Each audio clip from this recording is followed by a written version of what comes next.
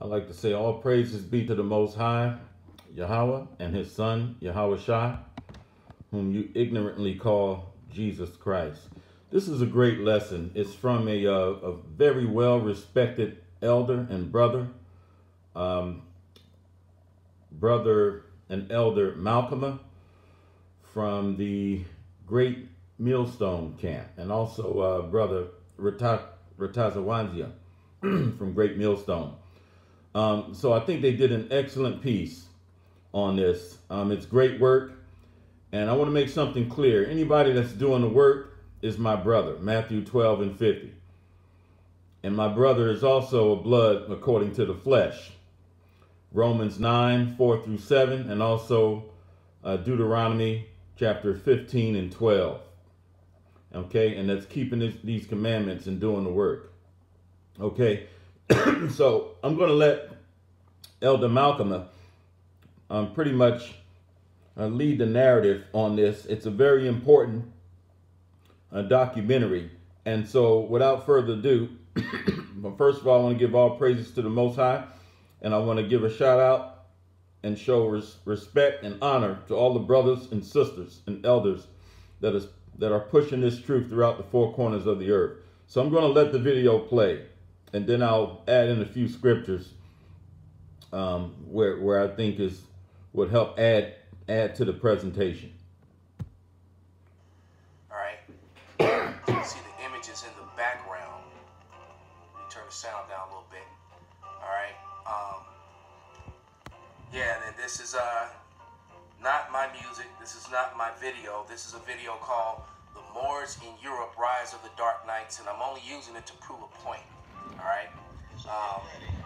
Historical truth. All right.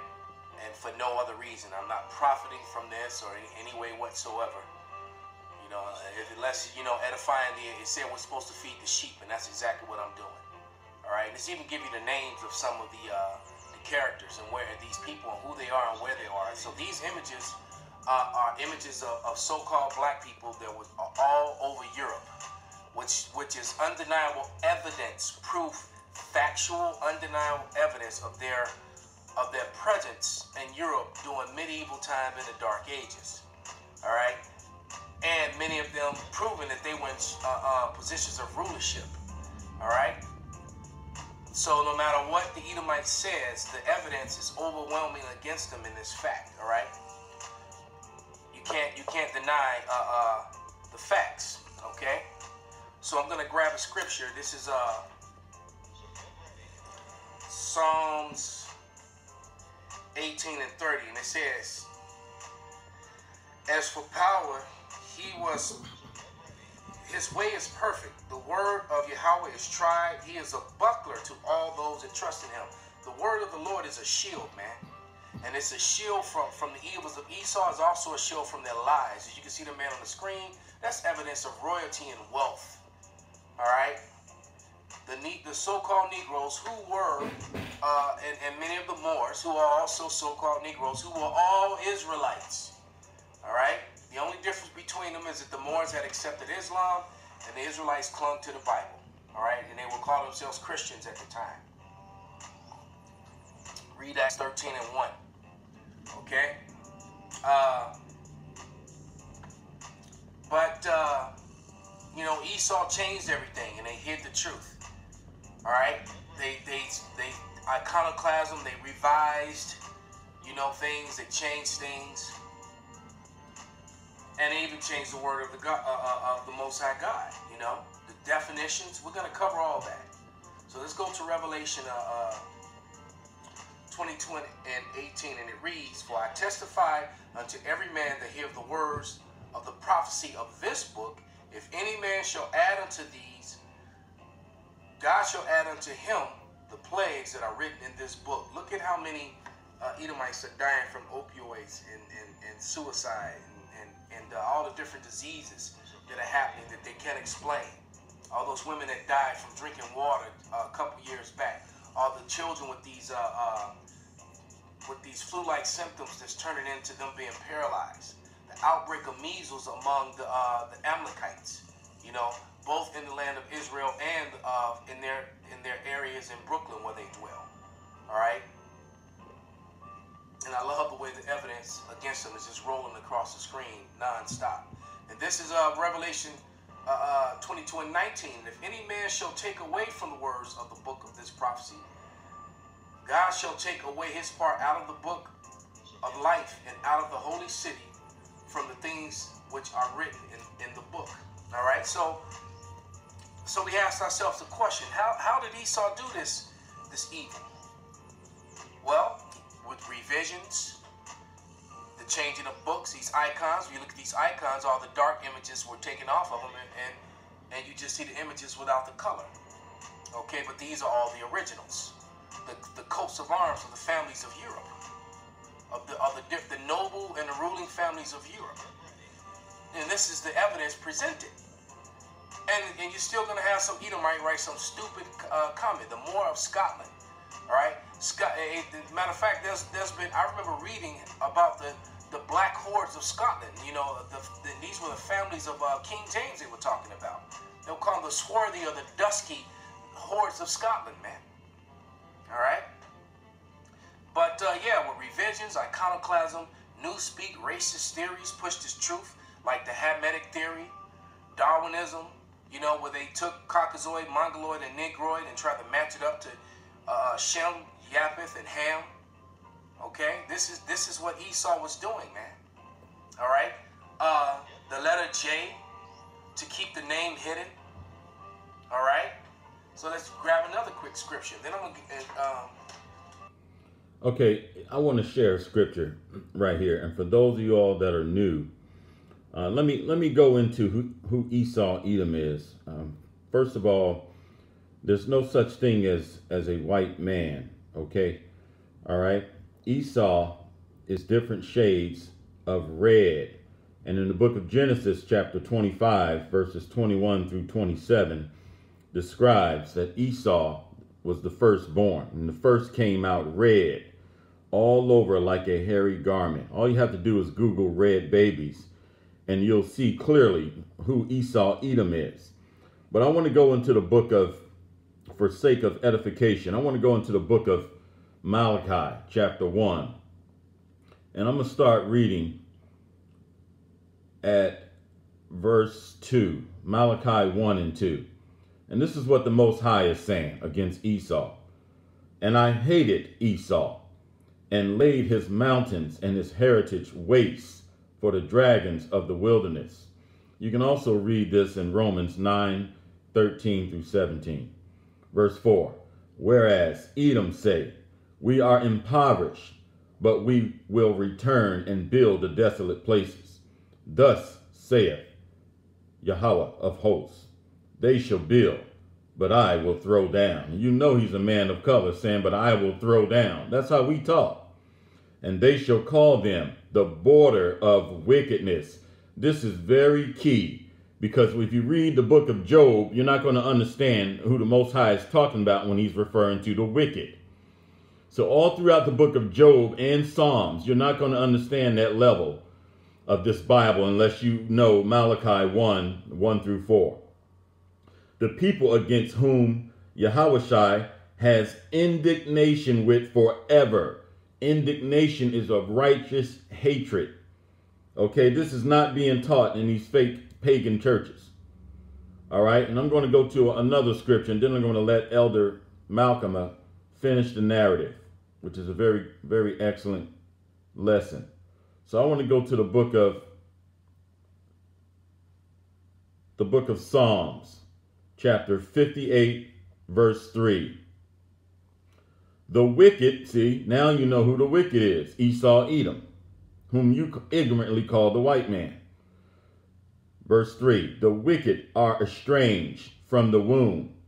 They go astray as soon as they be born, speaking lies, like so-called white Jesus, Serge Borgia, so-called white God. Google God, and you get all the false images of the wicked. Let's let this play on. Show some evidences in the meaning of words of some of the things that they did. This is 2 Thessalonians 2 and 8, and it reads, and then shall the wicked be revealed, whom the Lord hath consumed with the spirit of his mouth, and shall destroy with the brightness of his coming, man. And Esau's been revealed, man. And how's he destroying it? He's destroying it by the mouth of his prophets, man. Because the word is like a two-edged sword, man. All right. But yeah, going back to that letter J. The letter J did not exist until 1634. So that's a purposeful destruction of the name. Even in Christians, they'll tell you that the Lord's name is, that the Most High's name is Yahweh, which is a Yiddish-based way of saying it. All right, but then they'll still turn around and say Jesus. So they just don't want the name of Yahweh Shai being pushed, man. Quite simply. All right. This is Psalms 30:4, and it reads, "Who have ascended up into heaven, or descended? Who have gathered the wind in his fist? Who have bound the waters in a garment? Who have established all the ends of the earth? What is his name, and what is his son's name, if thou can tell?" So the Lord is challenging you to know his name. Why would he question you what his name is if it was written in the book?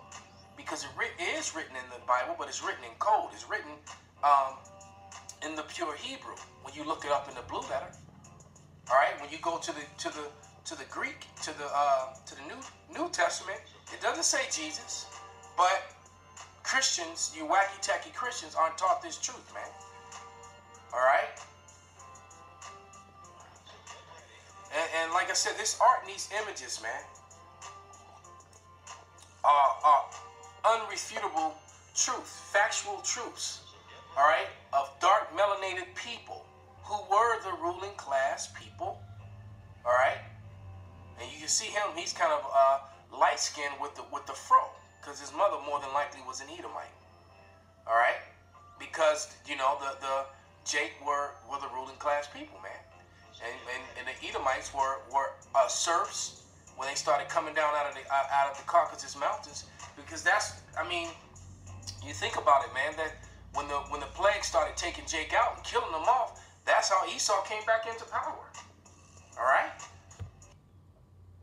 Okay, speaking of this plague that Elder Malcolm is talking about, for those of you that don't know, you can Google this. When the Israelites ruled Europe during the so-called Dark Ages, from around 193 AD to approximately 1400 AD or so, there were still some fragments of Israelites ruling throughout Europe up until about 1700. But the bulk of that time frame was about 1,000-year time span, from around 193 to approximately 14-ish AD. But this Black Plague, you can Google this. So the Most High brought this on us because we started living wickedly. Like some of the Israelites, and he's gonna mention this, started practicing Islam, which is outside of the Bible. And it doesn't follow the God of the Bible, the God of Israel, the God of Abraham, Isaac, and Jacob, Yahweh. So we started to fall down. That's why in the book of Genesis that our forefather Isaac told Esau that he will break the yoke of Jacob off of his neck at some point. So that's that little part in history that I just wanted to highlight. Let's let the video play on. He was chased up into the mountains. That's pursuant to Job, the 30th chapter, man. And they began to come back down out of the mountains and come out of hence the name Caucasian. And then they eventually came back into power. In 1492, they came fully back into power, man. All right? You can see that's a Negro king with a fro, man. And probably was King Richard. All right? But as I said, the evidence is overwhelming, man. It's just simply overwhelming. So let's look up that word revision. All right? Which led me to the word reformed. And I'm going to start in this Webster. It's kind of hard to see it. But it's the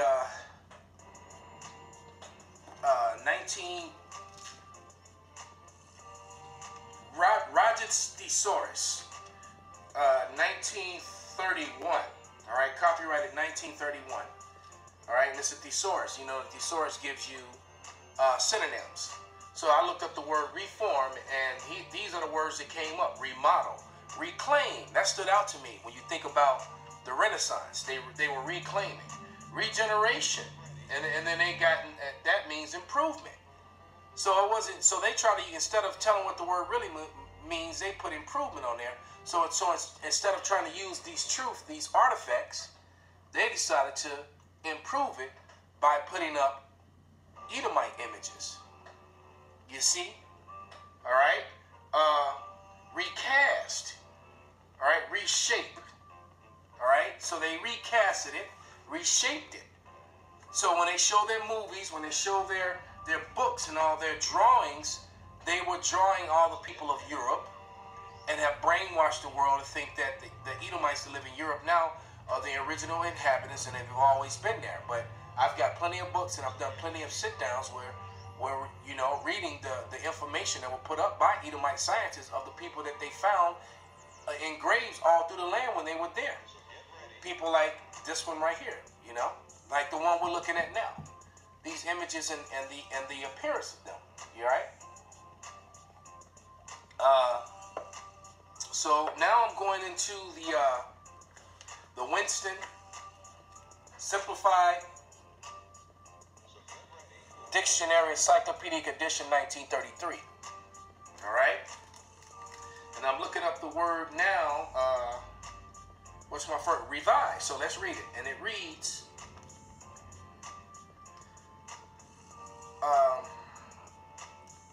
revisiting, Latin, again, to see, to go over and examine, or correction, change and correct, as to revise manuscript. So what manuscript were they revising? The Bible, dictionaries.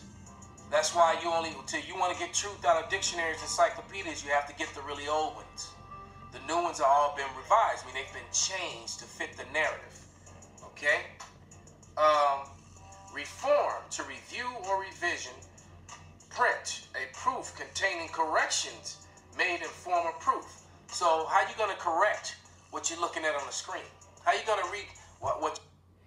And this is where I want to go into the book of Psalms, chapter 83. And I want to read this just to kind of add to what's happened to the true Hebrew Israelites, the Most High's chosen people. So, book of Psalms 83 and 2. For lo, thine enemies make a tumult, and they that hate thee have lifted up the head. Verse 3. They have taken crafty counsel against thy people. Who is they? It's the other nations outside of Israel. And consulted against thy hidden ones. Who are the hidden ones? We're seeing it right now. The true Hebrew Israelites, the bloodline descendants of Abraham, Isaac, and Jacob. And this has to be by bloodline, as indicated in the book of Romans, chapter 9, verses 4 through 8. They have taken crafty counsel against thy people, the children of Israel. What is that crafty counsel? Whitewashing all of the images. Okay? Twisting history to put whitewashed images, Edomites, in the place of all of our ancestors, so that we don't know who we are. You can't rule over Israelites unless you dumb us down and give us a false alternative narrative and a false history.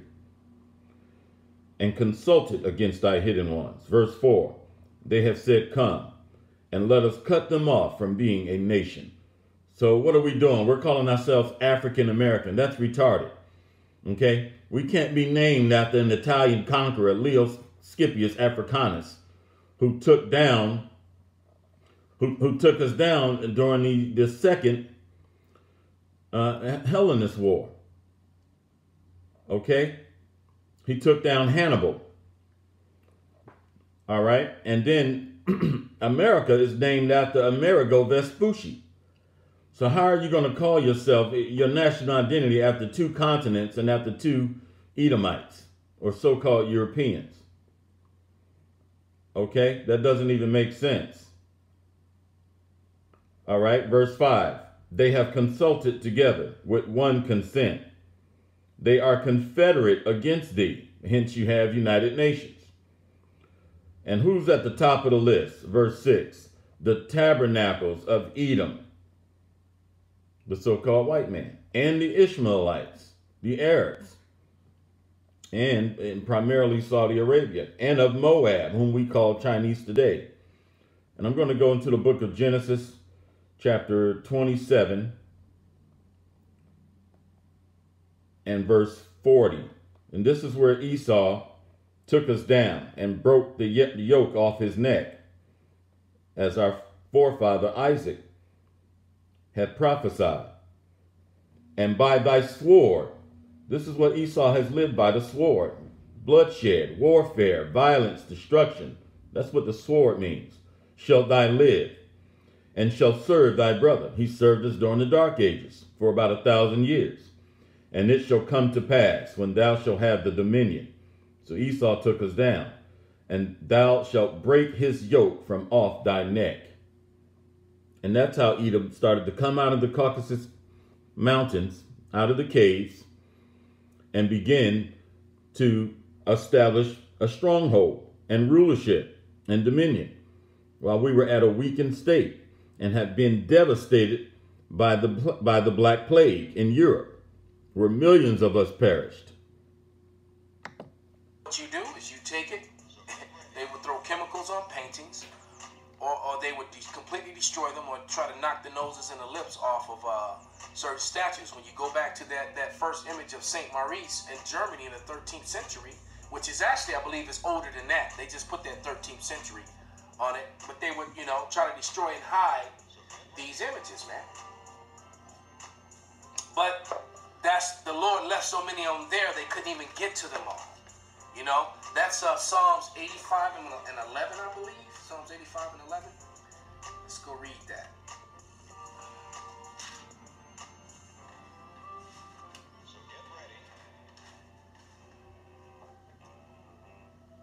Yes, and it reads, truth, Psalms 85 and 11, truth shall spring out of the earth, and righteousness shall look down upon heaven. So when they dig up, and present these relics, the truth is springing out of the earth, because there's nothing they can write or say to combat this truth, man. The way they combated this truth is just simply by hiding it and not showing it, or trying to destroy it. But like I said, the Most High left so many, so many of these statues and these images, these paintings all over Europe, coins, that you can't disprove it, man. You can clearly see that is a so-called Negro man, Esau lied and said he was everyone. He was the Knights, he was the Vikings. No, they weren't. They painted themselves that with Hollywood. And this is correction, brothers and sisters.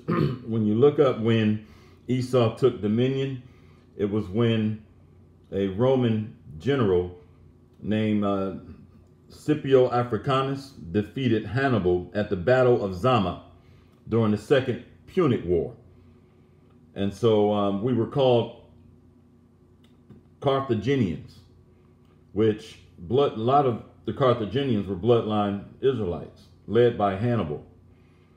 So, and if I'm not mistaken, I have to go back and double check. Hannibal had a bloodline that connected him through the bloodline of Judah, the same tribe that Christ came through, our Savior. And so I just wanted to throw those facts in, and you can always do the research on yourself, on your own. That's the lies they taught here in America. Okay? It's going to be hard to enslave the Israelites if you'd have told them who they really were. That guy, that kind of looks like a Viking right there, man. That long ponytail, that long braid. So that word revise also brought forth the word reform. So let's look that word up. To reform. Even in its very meaning back, and form. They reform the truth, man. All right? This is reform. Latin, again.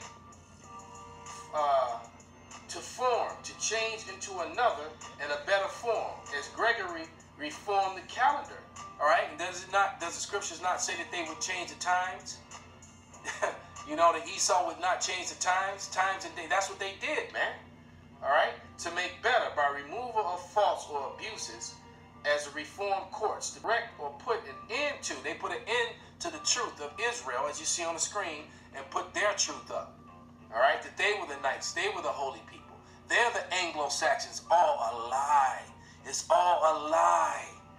All right, to induce, to abandon an evil course or conduct, to give up evil which is good, become better, change for the better, removal for some evil or abuse, also instance in some amendment. Amendment means to change. A change from evil to an upright character. So that's why they named themselves white and named you black. Black means wicked, evil, dark, and white means pure. In 1681, they started referring to themselves as white in law, and it spread across the whole world. All right? And then with Hollywood and their media and then their books, they push forth those lies, man, continually. Okay? Let's look up that word recast now. It says recast.